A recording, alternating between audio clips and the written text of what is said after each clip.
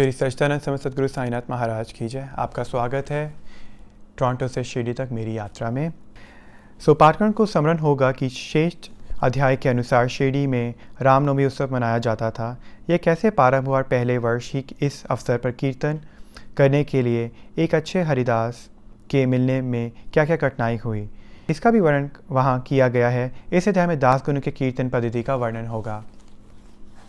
बहुधा हरिदास कीर्तन करते समय एक लंबा अखरंकपूरी पोशाक पहनते थे। वे सिर पर फेटा या साफा बांधते और एक लंबा कोट और भीतर कमीज, कंधे पर गमछा और सदैव की भांति एक लंबी धोती पहनते थे। एक बार गांव में कीर्तन के लिए जाते हुए दास गनु भी उपयुक्त रीति में से सज धज कर बाबा के प्रणाम करने पहुंचे। बाबा ने उन्हें देखते कहने लगा, अच्छा धुले राजा, इस प्रकार बन ठन कर कहाँ जा रहे हो? उत्तर मिला कि कीर्तन के लिए। बाबा ने पूछा कि कोट, गमछा और फेटे, इन सब की आवश्यकता ही क्या है? इनको अभी मेरे सामने ही उतार। इस शरीर पर इन्हें धारण करने की कोई आवश्यकता नहीं है। दास गुरु ने इन वस्त्रों को कभी नहीं पहना। वह सदैव कमर पर ऊपर अंग खुले रहकर हाथ में करताल और गले में हार पहनकर ही कीर्तन किया करते थे। यह प्रदीप यद्यपि हरिदासों द्वारा अपनाई गई पद्धति के अनुरूप नहीं है, परंतु फिर भी शुद्ध तथा पवित्र है। कीर्तन पद्धति के जन्मदाता नारद मुनि कटी से ऊपर सिर तक कोई वस्त्र धारण नहीं करते थे। वह एक हाथ में वीणा लेकर हरि कीर्तन करते हुए त्रिलोक में घूमते थे। बाबा की कीर्ति पूना और अहमदानगर जिलों में फैल चुकी थी, परंतु श्री नाना साहिब चंदौलकर के व्यक्तिगत वार्तालाप और दास गुरु के मधुर कीर्तन द्वारा बाबा की कीर्ति कोकून में भी फैल गई। इसका श्रेय केवल श्री दास गुरु को ही है। भगवान उन्हें सदैव सुखी रखे। उन्होंने अपने सुंदर प्राकृतिक कीर्तन से बाबा को घर घर पहुंचा दिया। श्रोताओं की रुचि प्राय भिन्न भिन्न प्रकार की होती है। किसी को हरिदास की विद्वता, किसी को भाव, किसी को गायन और किसी को चुटकुलित तथा किसी को वेदांत विवेचना और किसी को उनकी मुख्य कथा रुचिकर प्रतीत होती है। परंतु ऐसे बिरले ही हैं जिनके हृदय में संत तथा कीर्तन सुनकर श्रद्धा और प्रेम उमड़ता हो। श्री दास गुरु का कीर्तन श्रोताओं के हृदय पर स्थायी प्रभाव डालता था। एक ऐसी ही घटना नीचे दी जाती है। एक समय थाने के श्री कोपिनेश्वर मंदिर में श्री दास गुरु कीर्तन में श्री साईं बाबा का गुणगान कर रहे थे। श्रोताओं में एक चोलकर नामक व्यक्ति, जो थाने की दीवानी न्यायालयों में एक अस्थायी कर्मचारी था, भी वहां उपस्थित था। दास गुरु का कीर्तन सुनकर वह बहुत प्रभावित हुआ और मन ही मन बाबा को नमन कर प्रार्थना करने लगा कि हे बाबा, मैं एक निर्धन व्यक्ति हूँ और अपने कुटुंब का भरण पोषण भी भली भांति करने में असमर्थ हूँ। यदि मैं आपकी कृपा से विभागीय परीक्षा में उत्तीर्ण हो गया तो आपके श्री चरणों में उपस्थिति होकर अपने निमित्त मिश्री का प्रसाद बांटूंगा। भाग्य ने पलटा खाया और चोलकर परीक्षा में उत्तीर्ण हो गया। उसकी नौकरी भी स्थायी हो गई। अब केवल संकल्प ही शेष था। सुलभ शीघ्रतम। श्री चोलकर निर्धन तो था, उसका कुटुंब भी बड़ा था, अतः वह शिरडी यात्रा के लिए मार्ग व्यय जुटाने में असमर्थ हुआ। थाने जिले में एक कहावत प्रचलित थी, नाने घाट एवं साहदीय पर्वत श्रेणियाँ कोई भी सरलतापूर्वक पार कर सकता है, परंतु गरीब को ऊपर घाट पार करना बड़ा ही कठिन होता है। श्री चोलकर अपने संकल्प शीघ्रतापूर्वक पूरा करने के लिए उत्सुक थे। उसने मितव्ययी बनकर अपने खर्च घटाकर पैसे बचाने का निश्चय किया। इस कारण उसने बिना शक्कर की चाय पीना आरंभ कर दिया और इस तरह कुछ द्रव्य एकत्र कर लिया और शिरडी पहुंच गए। उसने बाबा के दर्शन करके चरणों में गिरकर नारियल भेंट किया और अनुसार श्रद्धा से मिश्रित व्यतीत की और बाबा से बोला कि आपके दर्शन से मेरा हृदय को अत्यंत प्रसन्नता हुई है। मेरी समस्त इच्छाएं तो आपकी कृपा दृष्टि से उसी दिन पूर्ण हो चुकी थी। मैं श्री चोलकर का आतिथ्य करने वाले श्री बाबू साहब जोग भी वहाँ उपस्थित थे। जब वे दोनों वहाँ जाने लगे तो बाबा जोग से इस प्रकार कहने लगी, अपने अतिथि को चाय के प्याले में अच्छी तरह से शक्कर मिला कर देना। इस अर्थपूर्ण शब्दों को सुनकर चोलकर का हृदय भर गया। उसे बड़ा आश्चर्य हुआ। उनके नेत्रों से अश्रु धारा होने लगे। वे प्रेम प्रसरित होकर श्री चरणों पर गिर पड़े। जोग को अधिक शक्कर सहित चाय के प्याले अतिथि को दो। यह विचित्र आज्ञा सुनकर बड़ा कौतूहल हो रहा था कि यथायथ मैं इसका अर्थ क्या है। बाबा ने उन्हें संकेत किया कि वह शक्कर छोड़ने के गुप्त निश्चय से भली भांति परिचित हैं। बाबा का यह कथन था कि यदि तुम श्रद्धापूर्वक मेरे सामने हाथ फैलाओगे तो मैं सदैव तुम्हारे साथ रहूँगा। यद्यपि मैं शरीर से यहाँ हूँ, परंतु मुझे 7 समुद्र के पार भी घटित होने वाली घटनाओं का ज्ञान है। मैं तुम्हारे हृदय में विराजित हूँ। तुम्हारे अनाहत हिंसा तुम्हारा तथा समस्त प्राणियों के हृदय में वास है। उसकी ही पूजा करो।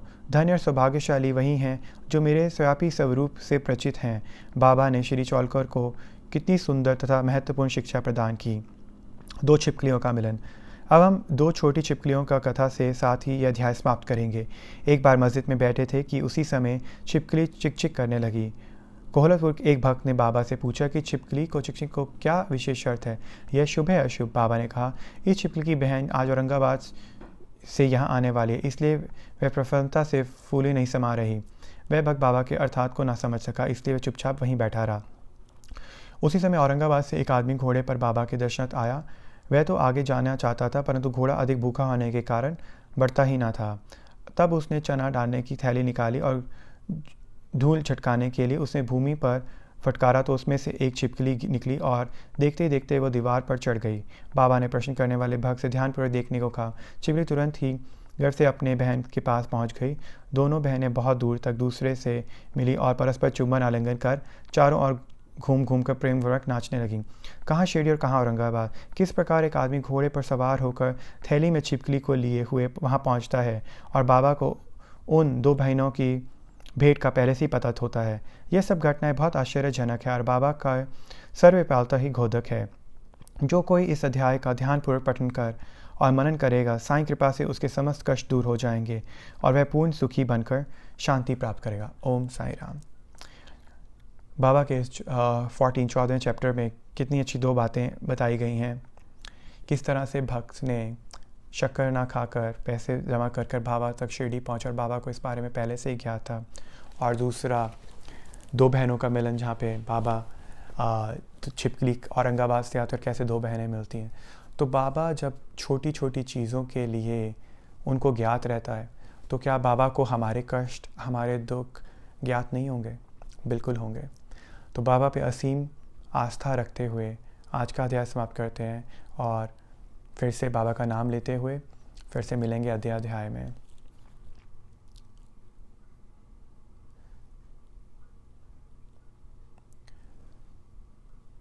साईं